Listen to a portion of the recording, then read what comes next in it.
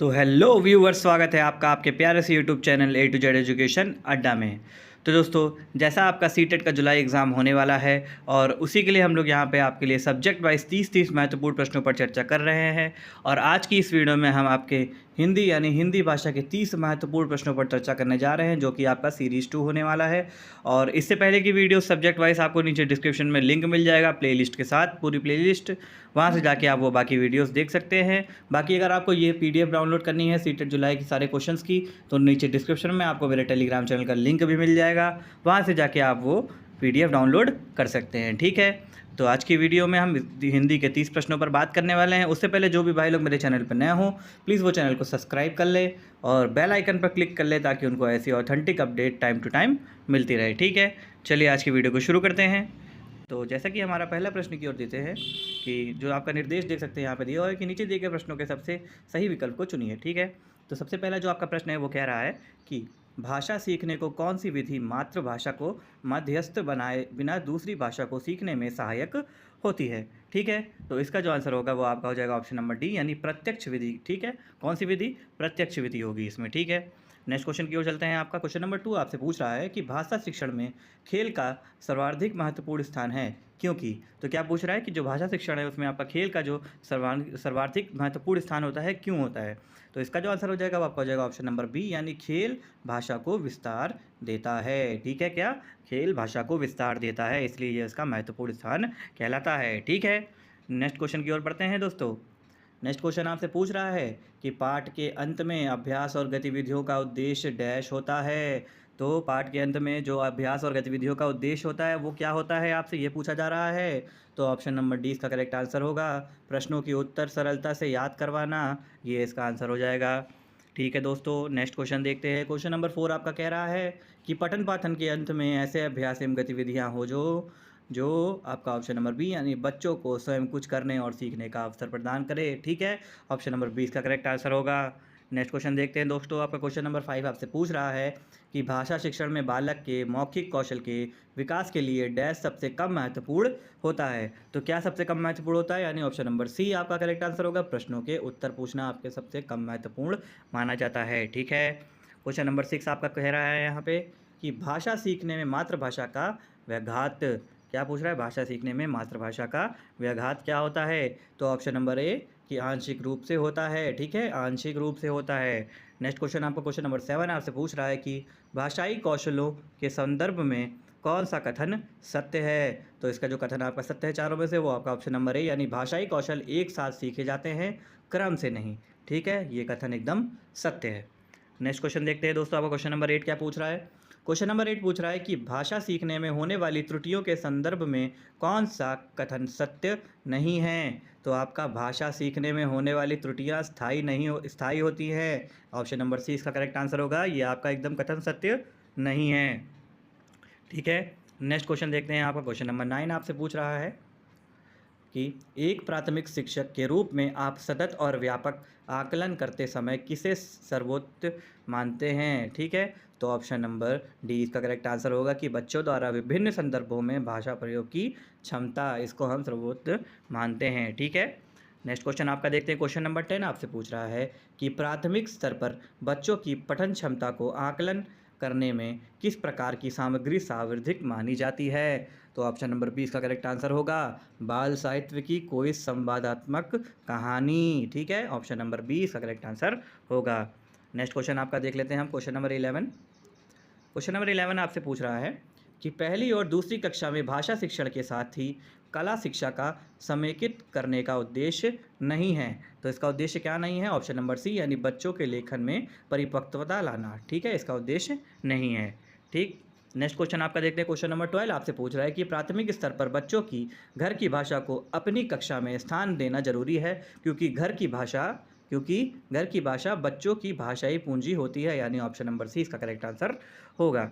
ठीक है, next question आपका देख लेते हैं। क्वेश्चन नंबर 13 आपसे पूछ रहा है कि भाषा सीखने सिखाने के संदर्भ में गृह कार्य का उद्देश्य होता है। तो गृह कार्य का क्या उद्देश्य होता है? ऑप्शन नंबर ए, यानी सीखने को विस्तार देना, यह आपका गृह कार्य का उद्देश्य होता है। ठीक है, नेक्स्ट क्वेश्चन देखते हैं। आपका क्वेश्चन नंबर 14 आपका पूछ रहा है कि भाषा अर्जन के संबंध में कौन सा कथन एकदम सत्य है। तो ऑप्शन नंबर बी यानी समाज सांस्कृतिक परिवेश के अनुसार अर्थ ग्रहण की प्रक्रिया स्वाभाविक होती है, यानी ऑप्शन नंबर बी इसका करेक्ट आंसर होगा। ठीक है, नेक्स्ट क्वेश्चन आपका देखते हैं यहाँ पे दोस्तों। नेक्स्ट क्वेश्चन आपसे पूछ रहा है कि भाषा विकास के संबंध में कौन सा कथन सही नहीं है। तो यानी ऑप्शन नंबर ए कि भाषा विकास व्यक्ति निरपेक्ष है। ठीक है, भाषा विकास व्यक्ति निरपेक्ष है। ठीक है, इसका ऑप्शन नंबर ए आपका करेक्ट आंसर हो जाएगा। नेक्स्ट क्वेश्चन आपका देखते हैं।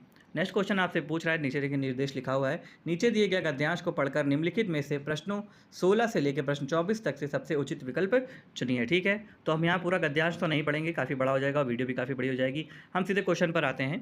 क्वेश्चन नंबर 16 आपका पूछ रहा है कि क्षितिज किसे कहते हैं। तो इसका आंसर आपको गद्यांश में मिल जाएगा, हम सीधे आपको ऑप्शन बताएंगे। ठीक है, ऑप्शन नंबर ए इसका करेक्ट आंसर होगा, जहाँ धरती और आसमान मिले हुए दिखाई देते हैं। ठीक है, उसे हम क्षितिज कहते हैं। ठीक है, नेक्स्ट क्वेश्चन आपका देख लेते हैं। क्वेश्चन नंबर 17 आपसे पूछ रहा है, यदि किसी का और छोर नहीं है तो, ठीक है, यदि किसी का और छोर नहीं है तो उसकी सीमा नहीं है। ठीक है, क्या उसकी सीमा नहीं है, ऑप्शन नंबर सी इसका करेक्ट आंसर होगा।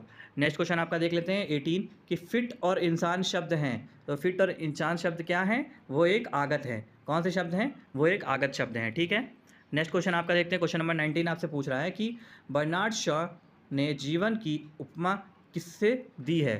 ठीक है, तो जिन्होंने अपने जीवन की उपमा किससे दी है, तो ऑप्शन नंबर बी इसका करेक्ट आंसर होगा, खुली पुस्तक से। ठीक है, किससे दी है, खुली पुस्तक से, यानी ऑप्शन नंबर बी इसका करेक्ट आंसर होगा।